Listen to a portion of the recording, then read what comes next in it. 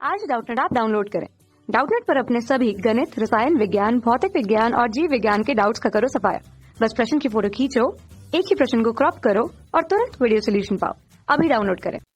प्रश्न दिया है, कल्पना के दादाजी एक दिन समाचार पत्र पढ़ रहे थे कि द्वितीय विश्व युद्ध के समय जापान के हिरोशिमा एवं नागासाकी में गिराए गए परमाणु बम के कारण आज भी वहां नवजात जन्म ले रहे हैं उनमें वंशानुगत विकृतियां परिलक्षित हो रही हैं। इस समाचार को पढ़कर वे अत्यंत दुखी हुए तथा हैरान भी हुए कि आज तक क्यों हो रहा है। इसके कारण की स्पष्टता उन्होंने अपनी पोती कल्पना से जाननी चाहिए, जो कक्षा 12वीं की विज्ञान की विद्यार्थी है।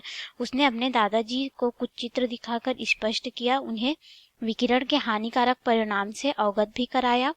उपरोक्त अनुच्छेद को पढ़कर निम्न प्रश्नों के उत्तर दीजिए। परमाणु बम में कौन सी अभिक्रिया होती है? तो आइए हम लोग इस प्रश्न का उत्तर देखते हैं कि परमाणु बम में कौन सी अभिक्रिया होती है। जो परमाणु बम होता है उसमें नाभिकीय विखंडन की अभिक्रिया होती है।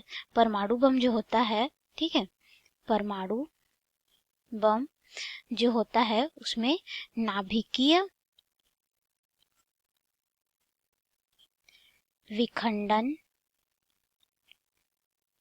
की अभिक्रिया होती है। ठीक है, ये नाभिकीय विखंडन से प्राप्त होता है। नाभिकीय विखंडन में क्या होता है, जो यूरेनियम 92-235 होता है उसमें हम लोग उसके नाभिक में हम लोग न्यूट्रॉन की जब बमबारी करते हैं तो उससे और अतिरिक्त मात्रा में न्यूट्रॉन के साथ साथ हमको बेरियम और क्रिप्टॉन और 3 अलग से न्यूट्रॉन मिलते हैं। वो जो 3 न्यूट्रॉन होते हैं वो जाके और 3 यूरेनियम के साथ अभिक्रिया करके नाभिकीय विखंडन करते हैं। तो नाभिकीय विखंडन का अर्थ होता है कि एक नाभिक का 2 नाभिकों में टूट जाना। ठीक है, जैसे कि यहाँ पे यूरेनियम का एक नाभिक है और नाभिकीय विखंडन होगा तो ये बराबर भाग के 2 यूरेनियम नाभिक में इस तरह से टूट जाएगा, तो इससे ऊर्जा मुक्त होती है।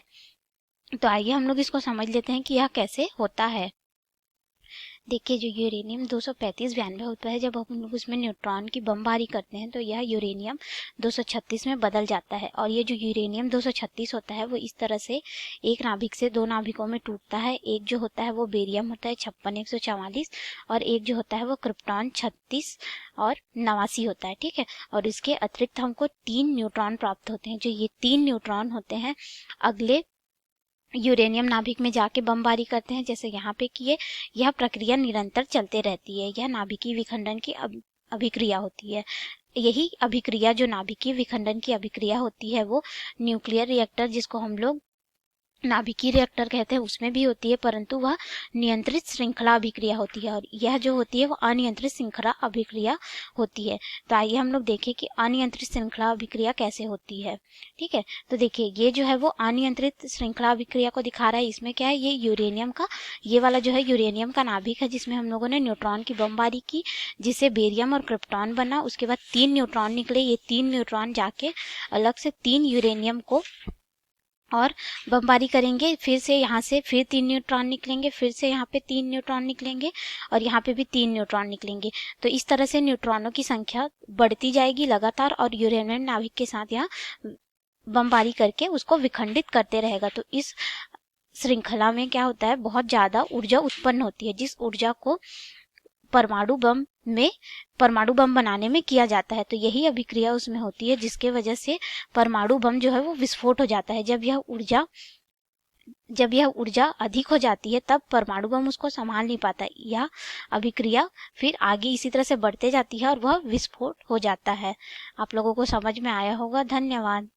कक्षा 6 से 12वीं से लेकर नीट, IIT, JEE वो एडवांस के लेवल तक 1 करोड़ से ज्यादा छात्रों का भरोसा।